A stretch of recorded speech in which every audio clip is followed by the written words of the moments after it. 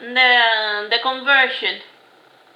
The days rolled by, and one day during breakfast, Helmer said, I am going to be a little late for dinner, and I have been practicing church hymns with Father Ambrose, and tonight I'm going to sing at Mass. You don't have to come, I'm just making you all aware of what I'm up to. We will be there, Daddy, said Marina happily. Helmer did his regular routine, and he went to work, and he ate with his children, and then he went to church to practice one last time with Father Ambrose in private. And Ambrose played the guitar as backup, and around half an hour before Mass, the family unit gathered. And there was some debate about the seating arrangement, and they decided to sit in the back in order not to make Helmer nervous.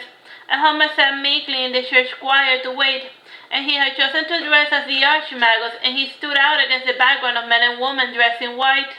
And while he waited, he kept fidgeting with a little prayer bracelet, and he had his cowl straining out in order not to see the faces of those around him.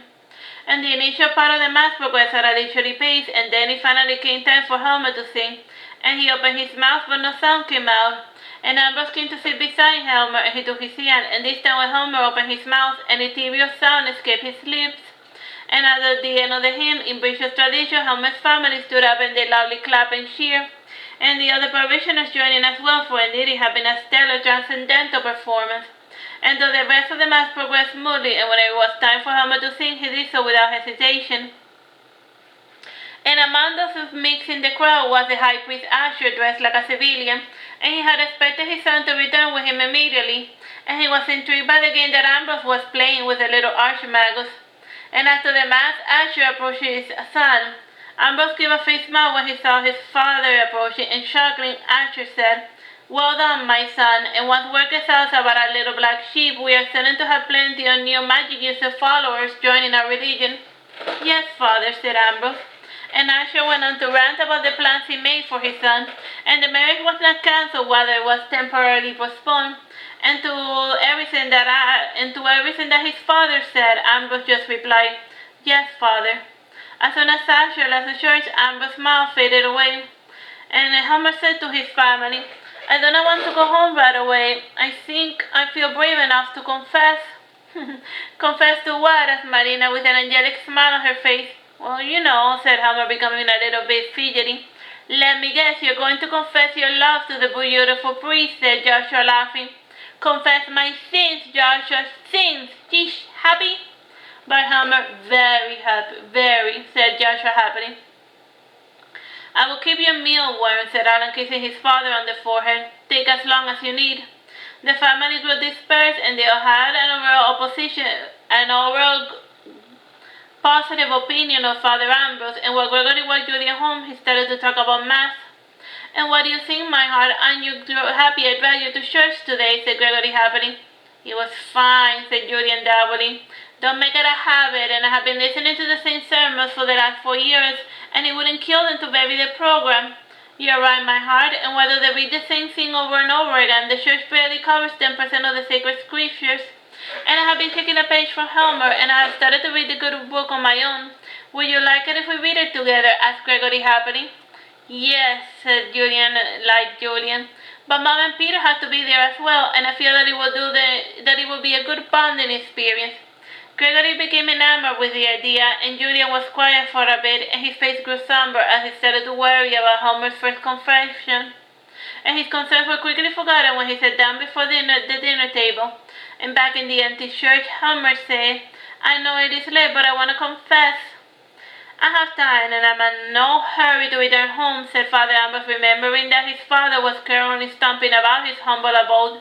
And he took Helmer's hand and said, Come to the confession room.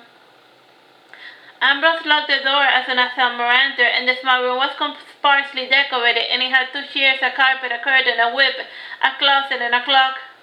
I'm going to add a word and a silence spell. I do not want outsiders to intrude into my private conversation, said Helmer. And Helmer turned his back to Ambrose, and he started to reinforce the door and walls with his magic. And he heard Ambrose's childish giggle behind him, and he felt Ambrose drawing close enough to whisper into his ear. I'm ready to hear your confession, said Ambrose in a silky voice. And when the Arch Magus turned around, he was shocked to see Ambrose completely in the nude. And Ambrose stood there, covering his masculinity with one hand as he waited for Helmer's reaction. And Helmer could either flee or stay, and if Helmer stayed, he would escape Asher's influence. And if Helmer left, he would escape Archer's influence, and if he stayed, Helmer would belong to Ambrose and only to Ambrose. And Helmer's emotions were in turmoil, and he kept running to his brain all of the interaction he had with Ambrose these past 2 months. I must confess, Master Helmer, that this was not my original intent, said Ambrose, giving a shy smile. And the more time I spent with you, the more I grew to like you. And if it bothers you, I will get dressed right away, and I'm sorry if I disappoint you, but behind these priest robes, there is a sinner just like you. And I'm sorry that I'm not a saint. Ambrose went to pick up the robes, and Helmer was thoughtful, and he felt anger and fear and disappointment. And a strong, powerful emotion was slowly overpowering all of those negative ones. And he said with anger in his voice, closing off. And Helmer sat wearily down on the confession chair, and his mind was in turmoil, and he turned to look at Ambrose. And Ambrose was on the floor playing to him as if it was an idol. Please don't hate me, please don't be angry. I will do anything for things to go back to the way they were before. This stupid, impulsive mistake. And what must I do to make you forgive me? I can't, said Helmer, pointing into himself. I trusted you. I believed in you, and you made me believe. Why? Please forgive me, said Ambrose, hugging Helmer's legs. What must I do for you to forgive me? I can't, said Helmer. Please get dressed. Not until you forgive me, insisted Ambrose. I deserve this humiliation. Please forgive me. After an hour of insisting, Ambrose grew desperate, and he looked about the confession room, and his eyes found a whip similar to the one that his father would often use to break him into submission. And Ambrose took it, and he kneeled down to whip himself. And the sound of the whip striking his flesh got rid of Helmer's negative emotions. No, stop, said Helmer, hugging Ambrose. I forgive you, please stop. You do, said Ambrose, smiling happily. I can continue hurting myself a little longer till you truly forgive me. No. Who am I to judge you, Ambrose, said Helmer, kissing Ambrose's injured back. And he gave him his rose. Here, I'm going to get my medical kit. Don't do anything stupid while I'm away. Only if we can still be friends, insisted Ambrose. I never said that we were no longer friends again. I never said that we were no longer friends, Gingers, said Helmer. I simply demanded an explanation. You call me Ginger again. That makes me very happy, said Ambrose, getting dressed. I'm taking this, said Helmer, taking the whip. You better not. It is decorative, said Ambrose meekly. It is a bad idea, it's what it is, protested Helmer. I used to do stupid self-destructive things all the time, and if you really do care about me, then become a better friend. But this, it is only self-serving, and it won't undo the sin you committed against me. Helmer teleported out of the church with a whip, and he went to the apothecary of his house, and while he was working on a remedy, his son passed by. How did the confession go? Asked Allan. I took a break from it, said Helmer, and I'm going to be heading back real soon, and it will probably take me all night, and do you want a whip? Thank you, Dad. You know just what I like, said Allan, looking at the whip. In front of him, he said, it looks used. And Helmer lowered his voice to show that he was fine, said Allan, breathed a sigh of relief, and Helmer said, I found it in a corner of the room, and some of the idiots little rats like to use it, as if flaying themselves ever got rid of one's sins. If it is used, then I don't want it, said Allan, throwing it in the garbage can. Ambrose spoke about this problem, and he asked me to make some quick remedies.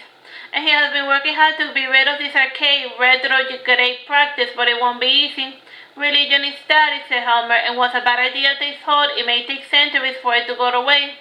I never took you for a religious buff, Dad, and you were always falling asleep at church, said Allan, laughing.